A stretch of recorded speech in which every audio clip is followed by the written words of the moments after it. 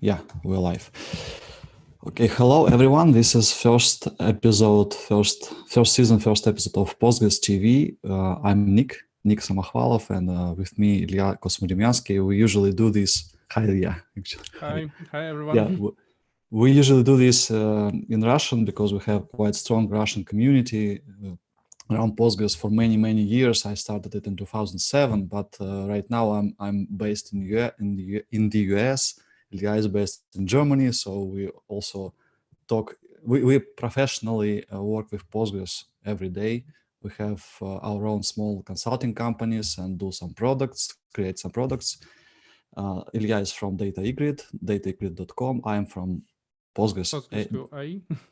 Postgres.ai, and we actually talk about Postgres in both languages. And actually, since a week ago we created this new episode about Postgres 13, and we enjoyed it because it was some kind of hands-on session. And we are going to repeat the same today in Russian, or in English, sorry. So first, I should say that Postgres 13 was released exactly 1 week ago, and Postgres major versions are released every year.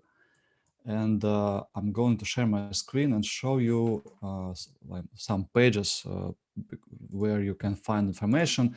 And there are a lot of changes, right? And we discussed that there is a common opinion that there are no breakthrough features in this release, like big things, like some major affecting many people.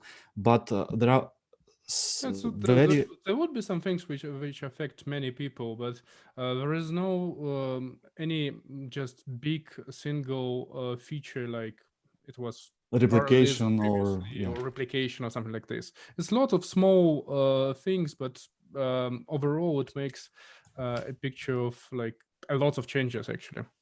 Right, lots of changes. So usually, like if you watch some presentation or read some article, you never will see all of them, except maybe a document from Japan. I will show you shortly.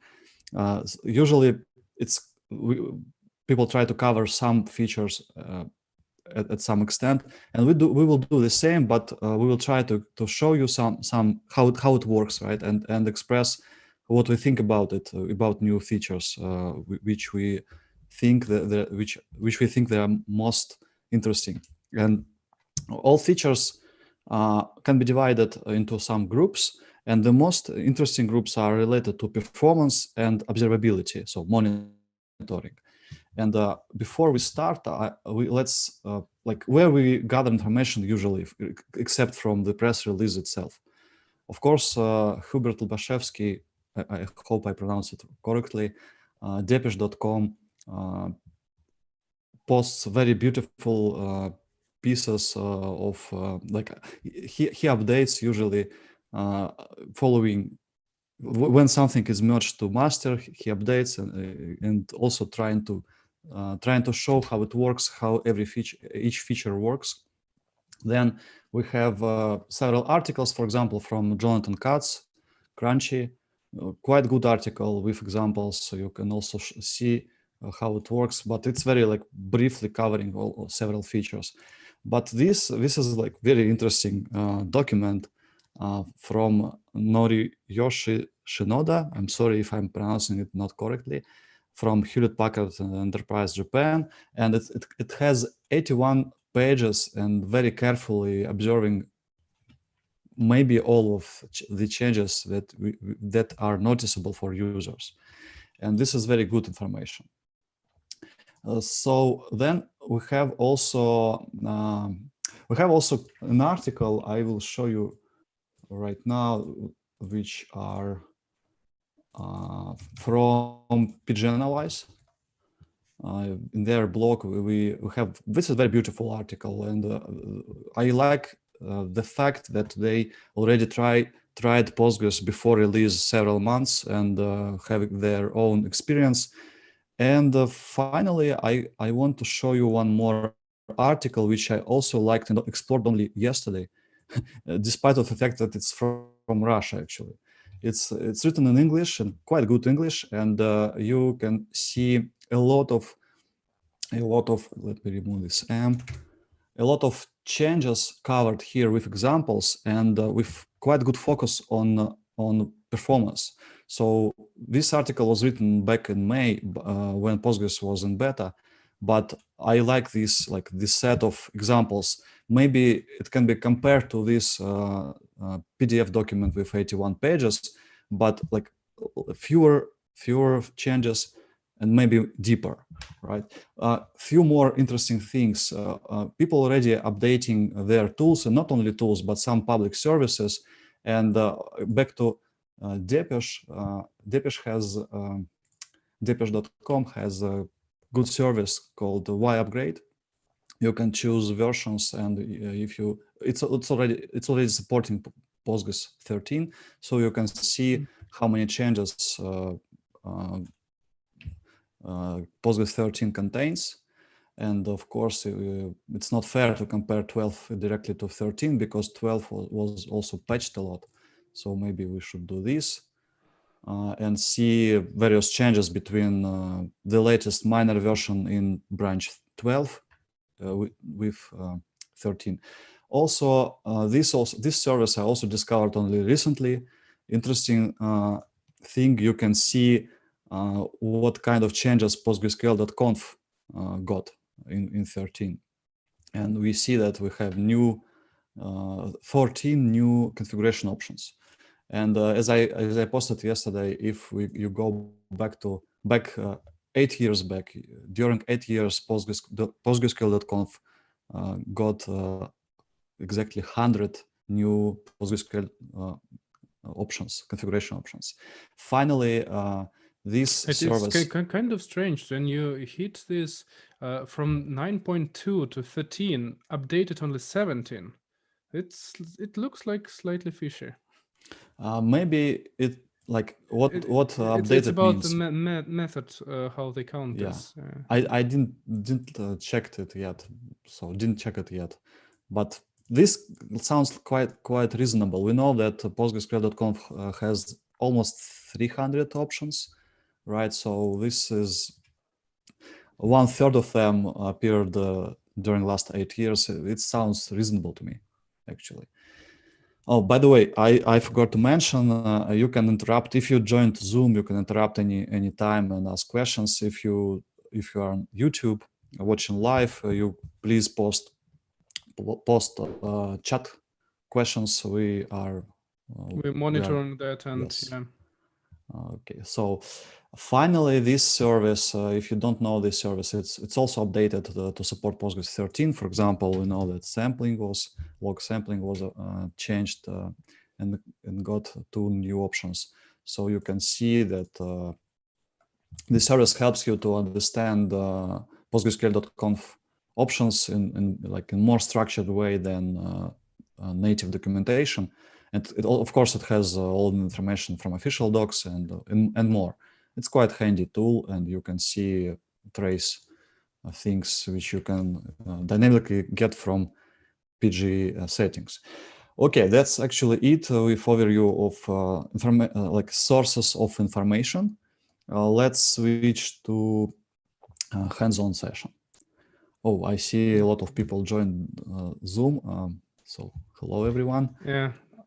So we'll probably will have more interactive session today because of that. Yeah, please ask questions anytime. Cool.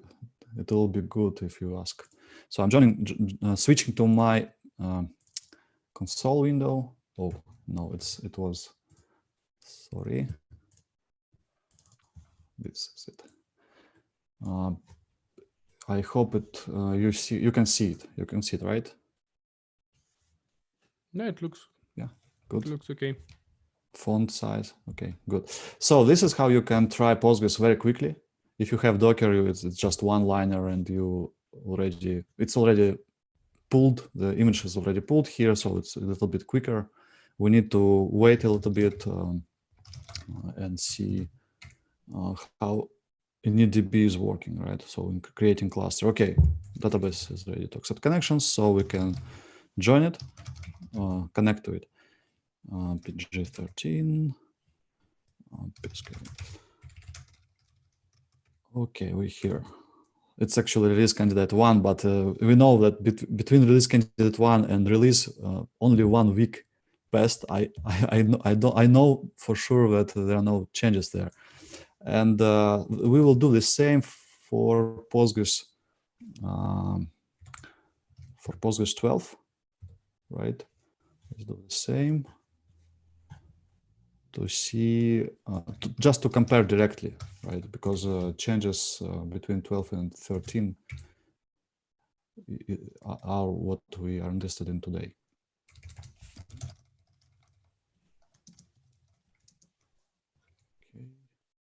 Okay, it was quick.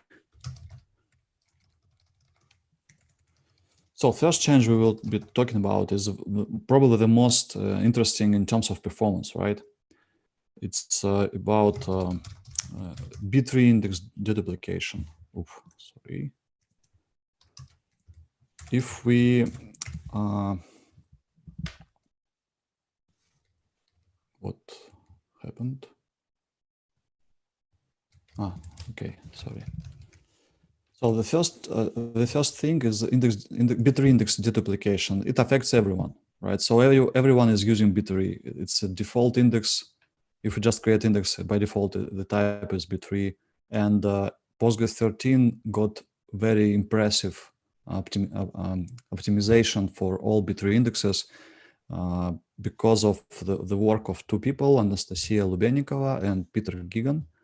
And I'm very excited because this work started, as I know, like 5 years ago by Anastasia, and it was very long path to release, right? And the idea is that normally, like very simply, normally many entries in Postgres are duplicates in leaves of the tree. And if you, it can be better optimized. And the idea came from gene indexes, which already had such kind of optimization. And Anastasia initially implemented this optimization. And I will provide link in this, actually it's already in this video, link to a very detailed technical talk from Scale conference. It's in English, so you can watch it, and it covers not only this optimization, but also other changes related to indexes Anastasia was and is working on. Some changes are for future, but some already in Postgres.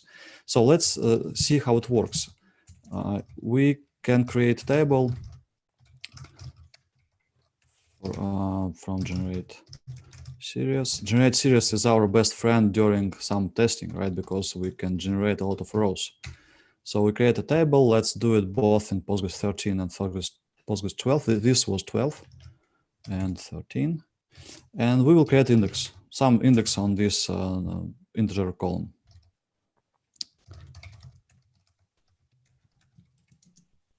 Okay, so million rows, some index. And let's check, quick way to check table size and index size. So we see table is very small, 35 megs, and the index is 21 meg.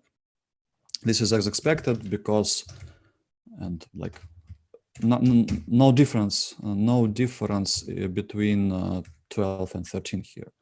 And the index is somewhat less in size, smaller in size than table, right? So now let's do very quite silly thing. We will update this table all rows, right? Physically, Postgres doesn't care about logical change here. Logically, nothing changing because I equals I means we don't change anything. But physically, Postgres will generate new tuples for every row, and all tuples will be afterwards marked by Autovacuum as delete. Autovacuum will delete all tuples. So we will have basically quite bloated table and indexes. And let's check again. Table size, of course, is bloated roughly 2 times. We see it. almost 70 megs. In Postgres 12, it's also the same, absolutely the same, and index also the same. It's bloated. Not index, not the same, of course. So in Postgres 12, index is much bigger, right? So index is 64 megs. In Postgres 13, in newer version, it's much smaller, right? So it kind of in this silly full table update, index size increased 3 times in Postgres 12 and 2 times in Postgres 13. Of course, in real life scenario, pattern of updates or deletes will be very different. And as we see from articles, people report that index size is sometimes 3 times smaller in newer version. And this helps massively helps with performance, because the smaller index is, the better performance is, because less pages to fetch from, to read from disk and to fetch from memory and to work with. We usually notice when our indexes are bloated and we reindex them concurrently probably, or we apply PG repack, we see how CPU load drops and how disk space reduces, and like backups are happier because fewer bytes to backup, and the replication lags are under less risk, and so on. So this is very. It would be very useful for example, Django users, because many people who use Django, for example, usually create lots of excessive indexes, like for each and every combination of roles. For those people, it would be like very useful feature if you do not forget to rebuild them after upgrade. Well, yeah, very important. Of course, right. In any big project, there are a lot of indexes that are unused or like not suboptimal and redundant and so on. Of course, they are also will take less disk space. But very good comment. If we upgrade to Postgres 13, we need to rebuild indexes to get this new feature, and this is important because automatically you want. Of course, if we talk about upgrade using PG upgrade, if it's just smaller database and we did dump restore, or we did some logical update, new indexes will be created in new fashion already. Actually create index command has now a flag to control this. Let me find it.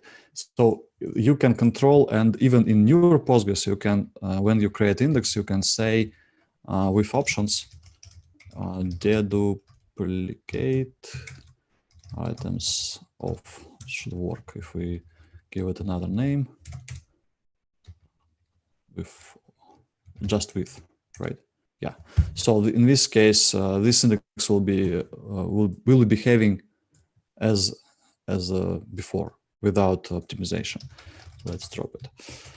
So I also like why it's so good, because fewer duplicates in leaves of B3. We can actually quickly look at it. Extension with page inspect extension, which is very useful when we want to dive into internals and see how it looks like internally.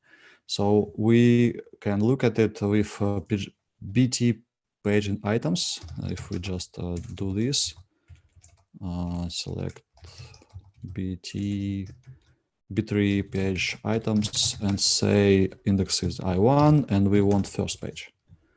Let's just directly compare how internally it's stored.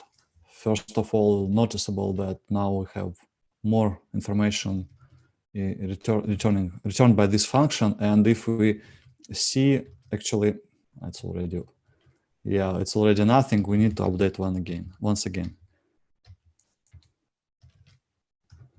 Because I suspect Autovacuum deleted all tubes. By the way, let's better alter system set Autovacuum. Let's do this. Don't do this on production, of course. I'm disabling Autovacuum. alter system, set auto vacuum off. Okay, and I'm going to start from the same position.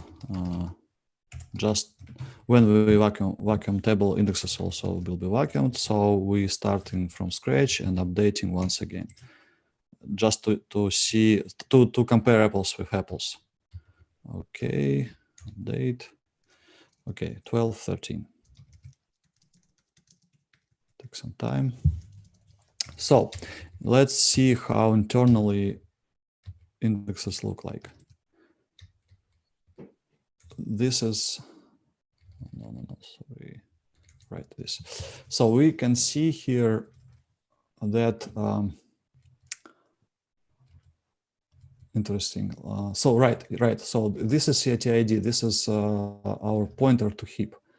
And we see here that 2 entries of bit3 pointing to the same CTID, right? This is 12. And in 13, we see only 1. This is already the main change here, right? And so we like using this, using page inspect, and if you want graphical mode, you can use also PG hex edit from Peter Gagan. You can see it in more graphical way.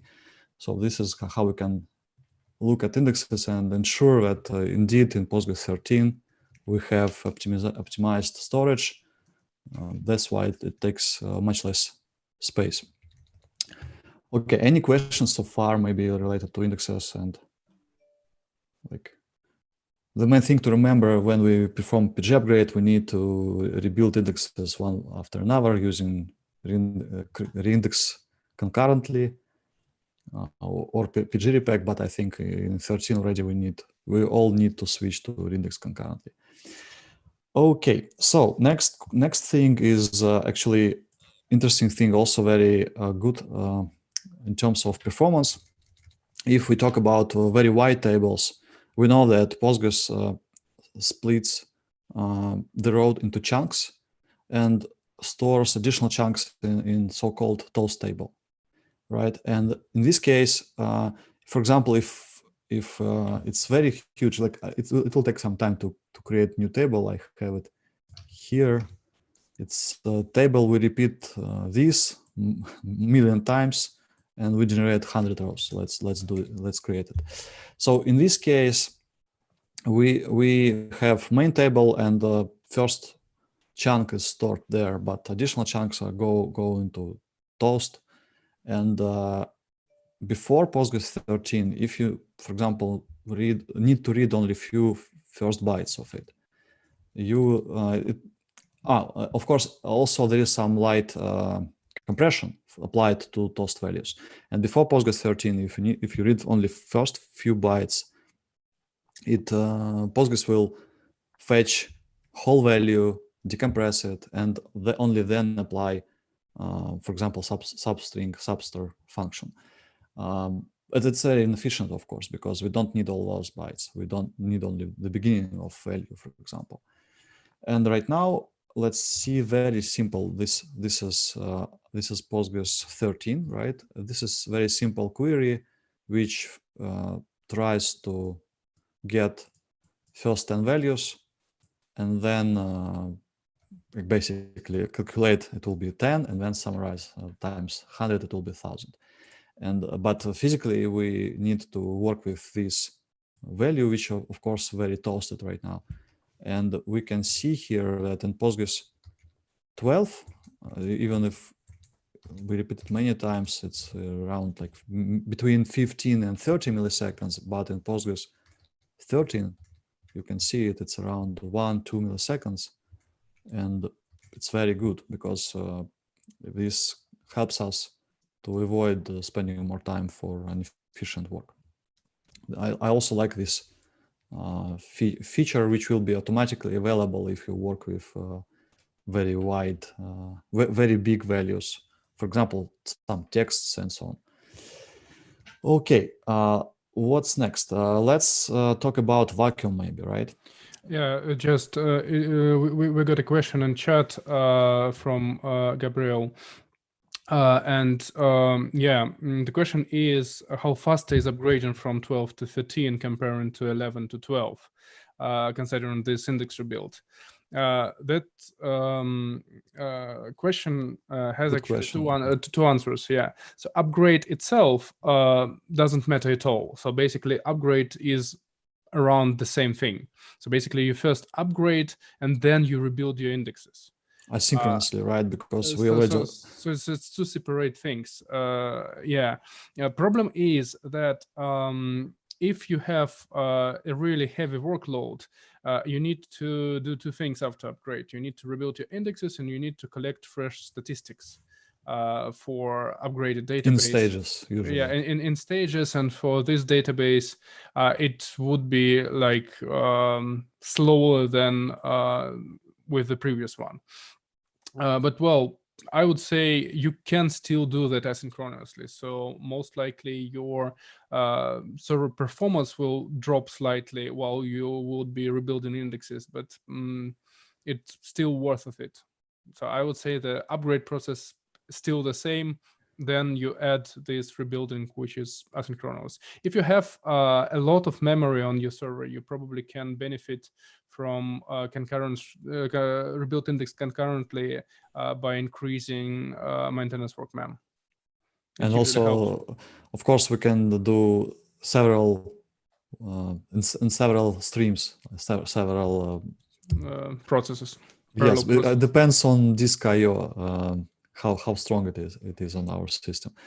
So and here we talked about PG upgrade approach. When we physically upgrade the existing cluster, we don't do dump restore, which can be used only for smaller databases because it takes time. Yeah. If we do dump restore, of course, indexes will be recreated because restore will recreate it from dump. Dump is logical. It's like a set of SQL queries, and create index will create. This feature is enabled by default. This option, as I showed, like it's on by default. So right, yeah, I agree. It should not like it doesn't affect upgrade time, but it means that if we want to benefit from this feature, we need to plan additional steps, post upgrade steps, which may take, depending on database size, may take days actually, right? Because if it's multi-terabyte database, to rebuild many indexes, it's kind of like index maintenance. When we fight with bloat, we use repack or PG repack or reindex, it may take days. So, and well, in such case, you actually can plan upgrade carefully. So it's generally good practice to plan upgrade carefully. But you can take a look before you're upgrading in this period of time when you plan your upgrade, which queries are in top 10 pgstat statements report, for example. And for those queries, you rebuild indexes first. So it's like there is a lot of room to play with exact scenario for upgrade. To optimize the process. To optimize this. Yeah, I agree. Actually, some people already upgraded to 13 even on production. I saw yesterday on Postgres Slack, which has already more than 9,000 people or so, like insane amount. It's very popular. I saw pictures from monitoring. I cannot find it right now, but if you join Postgres Slack, I can provide link. In general channel, someone yesterday posted a picture showing that after upgrade and rebuilding indexes, CPU utilization dropped significantly. Actually, like it's the same as if we just do index maintenance and rebuild them. But the good thing here, since this deduplication not only reduces size one time, it will be applied for it will mean that we need to do index maintenance much less often, right? So not frequently, because bloat growth will be much slower, right? This is very good feature, and I do like it. And again, if you're interested in details, I already on YouTube video in description you can find link to whole hour video from Anastasia Lubenikov describing all the details in from first hand. Okay, let's talk about vacuum. I already disabled Autovacuum, so we have quite bloated table, right? And this is good for this for demonstration purposes. Right. So vacuum got support for parallelized processing, but only for indexes. So not the table, only for indexes. So multiple vacuum workers may be launched to process multiple indexes. Actually, we need to create another index to show it, right? Because otherwise we have only one index, it will not be noticeable. I create several indexes using this idempotent query, not providing name. So now we should have 3 indexes, right? We have 3 indexes here and there. And just let's run vacuum, and with as a parallel, right? Parallel to verbose, something like this. No, vacuum.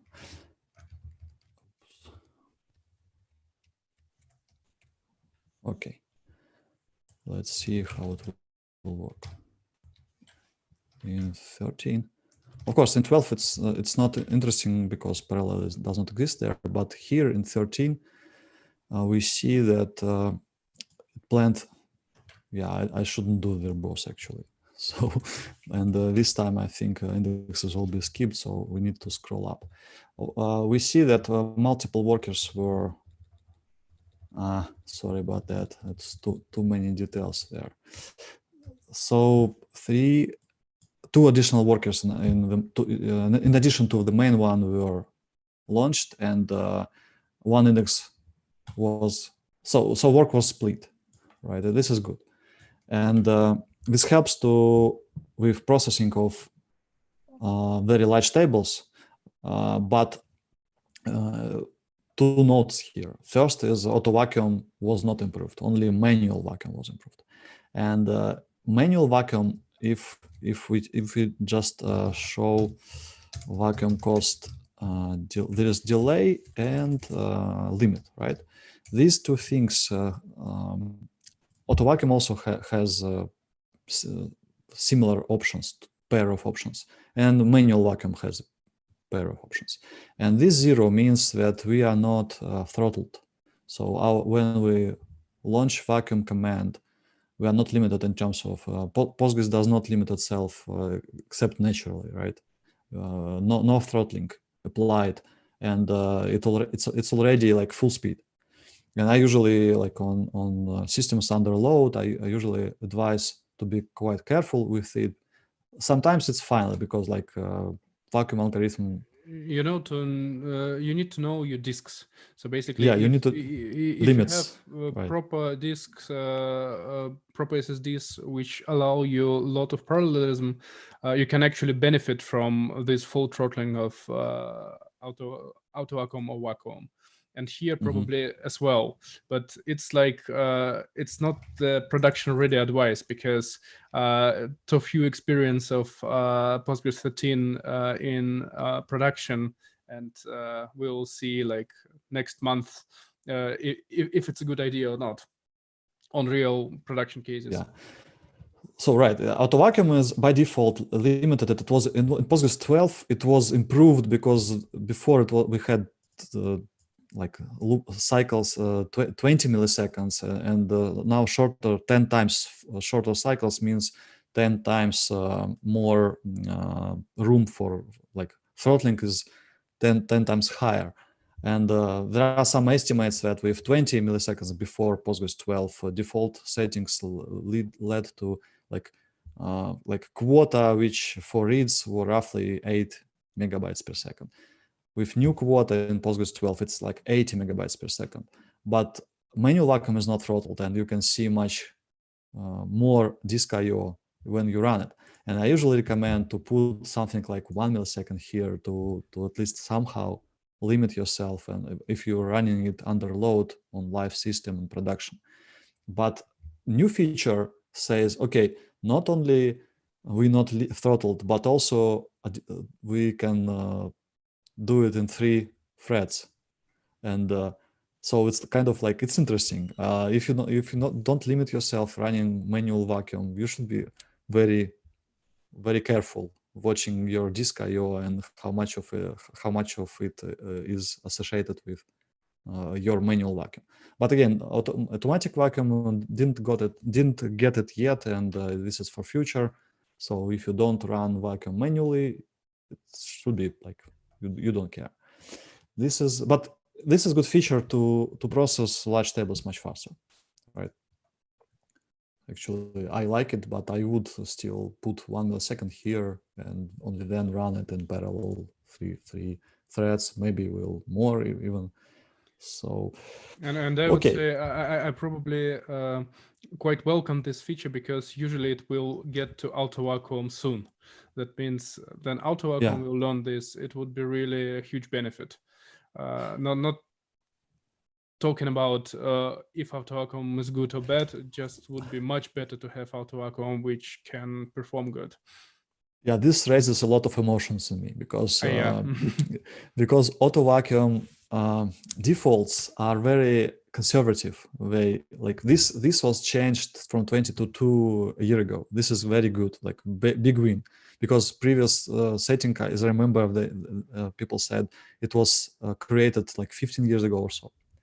But we have also 2 additional things to take care about. This thing says that Autovacuum is only 3 workers. So we usually tune it if we have like almost 100, almost 200 CPUs. It's insane to think that 3 is enough, right? We're not using this power. We should clean the house much faster, right? Utilizing much more CPUs.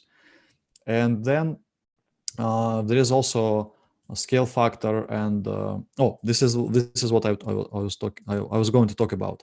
There is also a scale factor and threshold which apply to deletes and updates. And if we have enough dead tuples, Autovacuum starts to process a table and its indexes.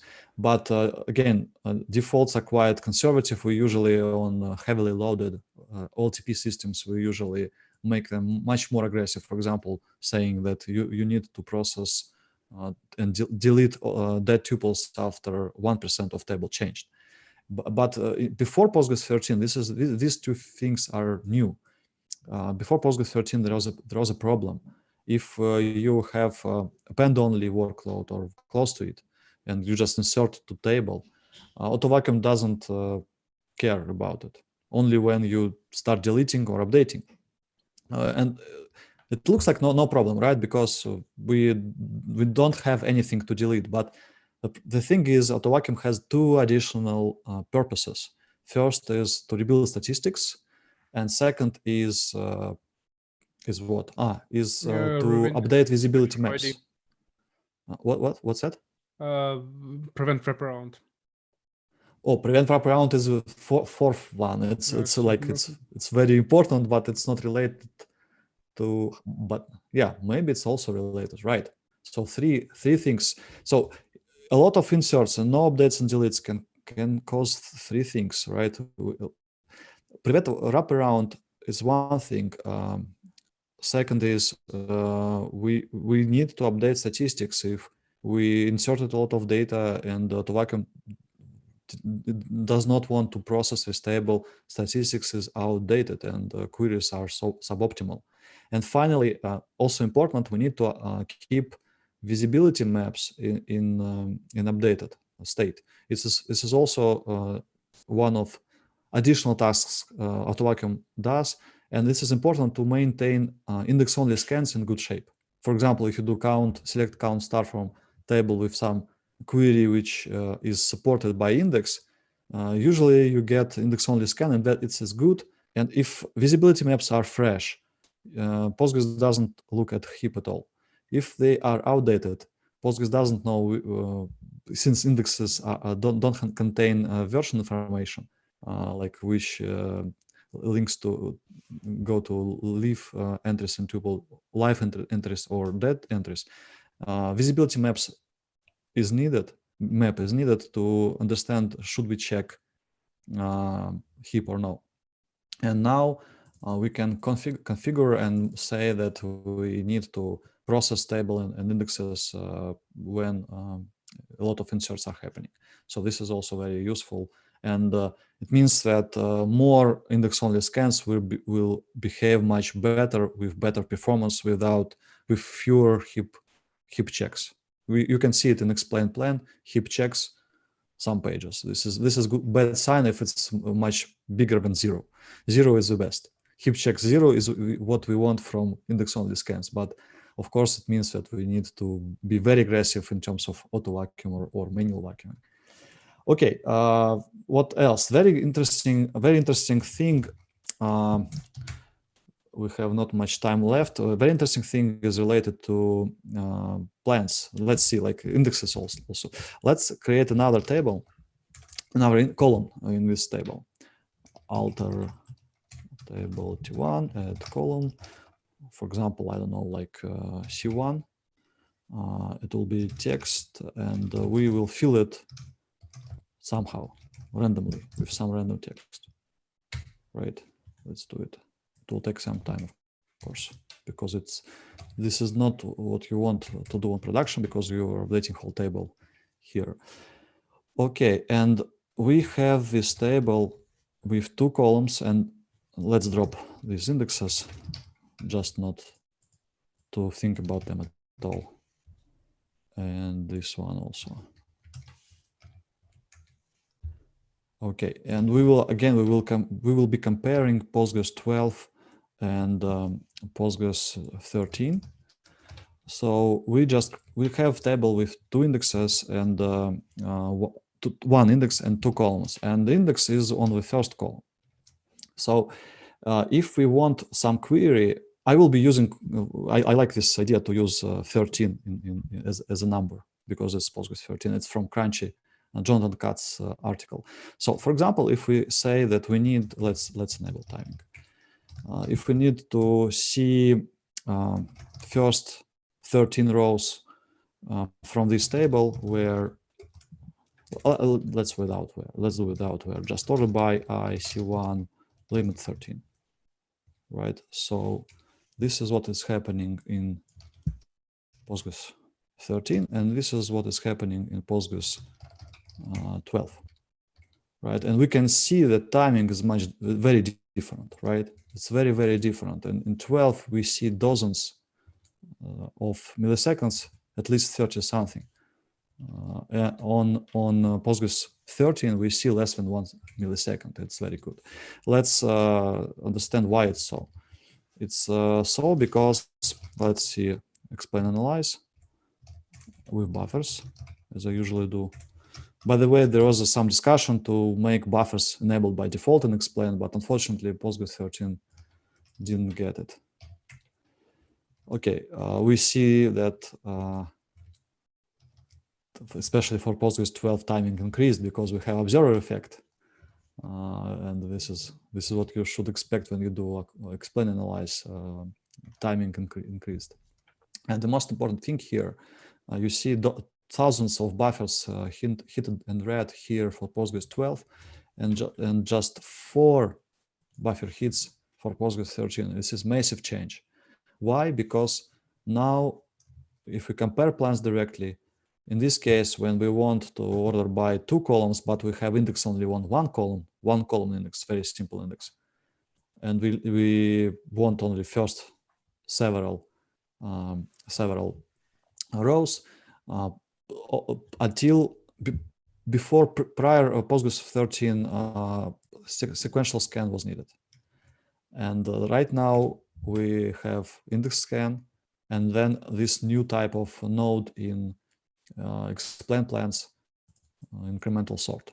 And this is so like it feels like so basic thing, right? So how we lived without it? It's like we need it, right? So it means that before Postgres 13, you need to spend more thinking about indexes. And I suspect that you mentioned this, like Django or probably other ORMs frameworks, they tend to suggest to create indexes, like let's create index on each column, right? Yeah, exactly. That's a very typical approach for actually many people who likes ORM. Even if ORM doesn't create it automatically or doesn't suggest create it automatically, people do that. Right, and I suspect with this change in Postgres 13, those people will be covered actually better, because if you have indexes, separate indexes on first column and second column, like it won't. Let's check it. Create index on T1, and we named column C1. So second column C1. Let's imagine we have indexes on both columns, right? Instead of two column index. And again, like it's the same. It doesn't help. In Postgres 12, it's sequential scan. In Postgres 13, second index won't be used, right? But also doesn't hurt here. We can use first index. Postgres uses first index and then performs second layer of sorting additionally on top of it. I would say it probably will hurt you in different other ways, but not in this exactly case. Yeah, this is It a good will point. consume disk. It will consume resources. Slows down updates. Slows down updates. And slows so on down. and so on. Yeah. Like if you don't have separate queries based on second column, of course, I would recommend to have one single two-column index in any version.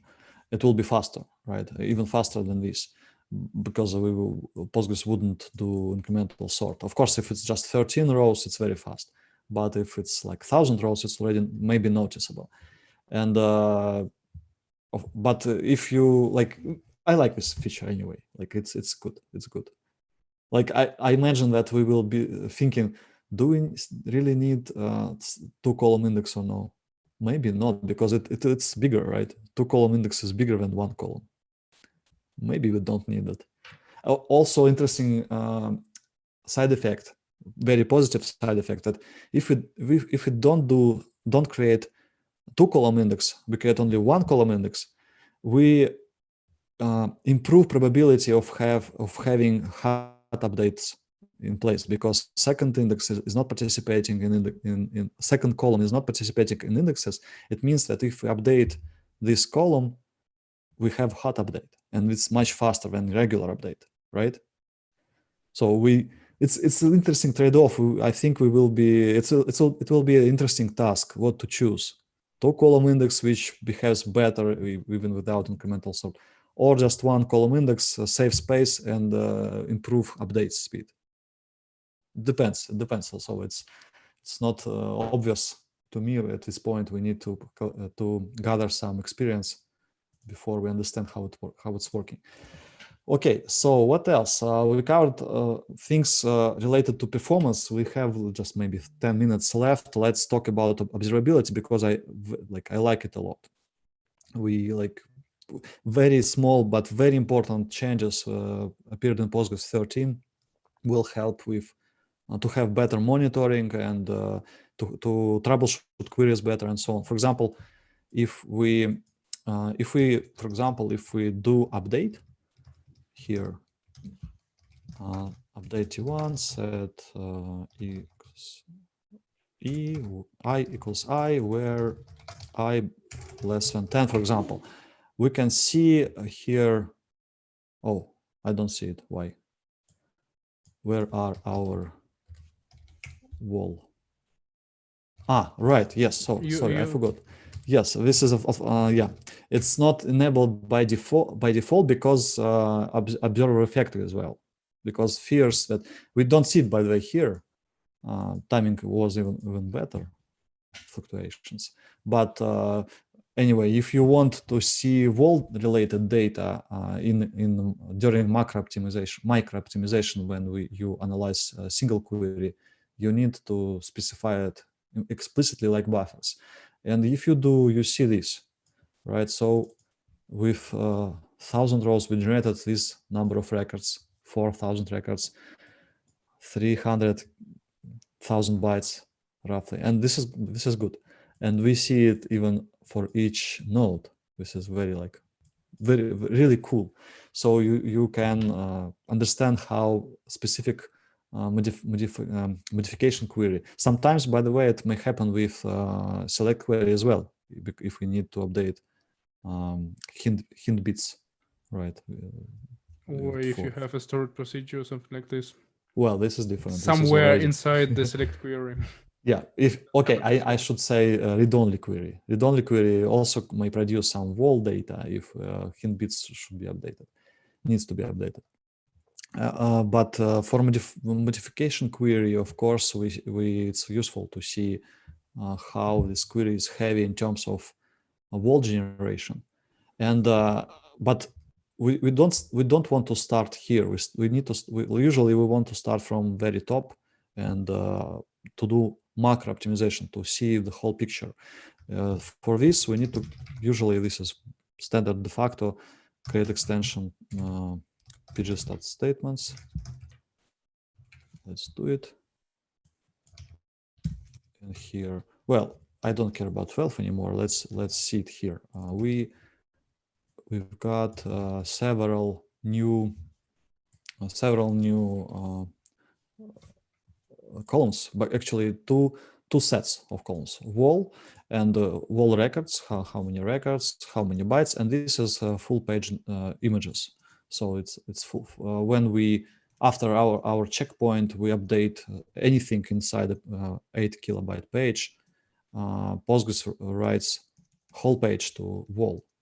And if new checkpoint happens, again, first update will lead to writing full page to wall. And this is why like very frequent checkpoints hurt performance, because more data should be written to wall. Actually, it's controlled with full page writes. Of course, it's on by default. And on some systems, you may consider turning it off, but usually it's not a good idea if like you need to think twice about it. But if we let's do it once again. So we can see in pgstat statements, we can see right now this information aggregated. So, oh, sorry, of course it should be loaded and Postgres should be restarted. Not this time, but we can see in pgstat statements information for each query group, and we can actually aggregate it if we have if we track a lot, like many thousand, for example, more queries in pgstat statements, we can see almost whole picture, and this is very good for top-down analysis. So we start asking why we generate terabyte wall data per day. It's too much. Let's segment per query, and let's localize what kinds of queries produces more wall data. And then we go down, and then we can apply, we can run explain analyze buffers wall on a clone to see what exactly is happening under the hood, right? And this is very, very, very useful, because before Postgres 13, it's a mystery. If you see that a lot of wall data generated, what you can do? You can make checkpoints less frequent if full page writes are turned on default. And you can also compress using wall compression. You can enable compression of those full page inserts. There were possibilities also to figure out which query calls these problems, but it was like usually guesswork by the DBA. So it's right, like this addition is magic. Very convenient. Yeah, it's not Black a magic, magic, but well, still to see that in regular performance reports or on monitoring or whatever, then you have this. It's just amazing. Try to find some correlation and so on. Yeah, it's it's amazing feature. Yeah, this is very for observability. It's a very cool feature. And also, pgstat statements got additional set of columns timing. So we can see timing here, right? So we can understand how, like for no exact timing. I mean planning time. So we can split execution timing and planning times and numbers and understand for complex queries. And if you increased default statistics target, for example, you have much more stats, and planning time may be increased, and it may be noticeable if you have very frequent queries. You may be think about tuning it somehow, maybe reducing number of buckets in statistics and so on. So this is very also very useful. And finally, in terms of observability, what I wanted to say, this log how is it called? 1 second. Maybe if there are any questions, I will find this log statement sample rate, right? So this is it. Yeah, right. So this is it. Log statement sample rate appeared in Postgres 12. I remember discussion in Hackers, and that was I raised the question actually that log transaction sample rate also needed, because if we start sampling in logs, sampling of queries, maybe slow queries, maybe all queries, in like under heavy load, maybe we need to log whole transaction and don't limit by duration. Like let's for example, let's log 1% of all queries, but let's decide not per query, but per transaction instead. So if we decided to log transaction, all statements inside transaction will be logged. If we decided not to log transaction, nothing will be logged. This allows us to record in logs to capture 1% or 5% of workload, and later, for example, start replaying it in a lab environment, trying to understand how Postgres behaves under different configuration parameters, or how we can tune it using some changes in index set and so on. So this is for macro optimization, very useful. We can capture only some percentage of all queries, deciding either on statement level or on transaction level.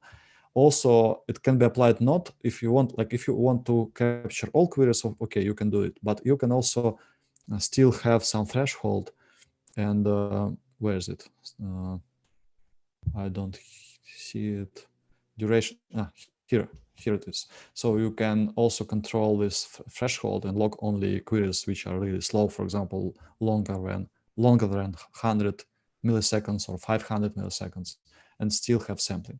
This is very useful observability features. I think it will take some time for tool sets to start using, or some monitoring tools to start using them, but eventually we will have this option as an option, and we will see not only PGSL statements but also examples of queries, and we will be able to see whole picture before we start optimizing particular queries, right?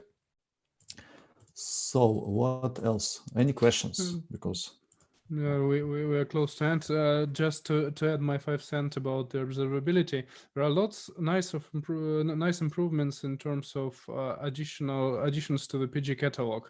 So there are lots of things which people who use Postgres were actually struggling with. For example, there is progress of PG-based backup. Some people still use PG-based backup instead of a PG backrest, but for those people that was extremely inconvenient to not have a progress. Now it is in Postgres 13.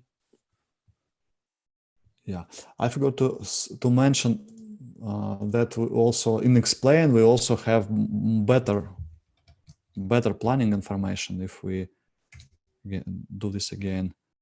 If planning time here, but okay, I need to reconnect actually, right? No, I don't see it because it's Postgres 12. Sorry, I need to reconnect here and do this query once again. Select. Where's my select here? So we have planning here additionally. This is how, like, we see how many buffers we are needed to perform planning. But if we run a second time, it disappears because it's cached in this session. So this is also kind of nice additional piece of information that can be used to understand query better. I also like it. So, okay, any questions? So of course we didn't cover like even half of it. It's much more, right? So, but I hope it was useful. we can, like 5 minutes or so, we can talk about something else if there are any questions. Yeah, and in general, it would be a nice addition if we need to cover more DBA stuff, or we need to cover more developer stuff. Because, for example, Russian language version this season is mostly oriented on developers, because previous season was more on DBAs. And well, maybe we can try. We can try. Yeah, it's of course functions overlap here. Like who does need to rebuild indexes? Maybe DBAs, right? But that indexes behave as we showed better. It's also good for when you develop something and plan performance and so on. But features, of course, a new feature that allows you to verify, to see progress of base backup and to verify base backup. This is, of course, very good DBA feature, right?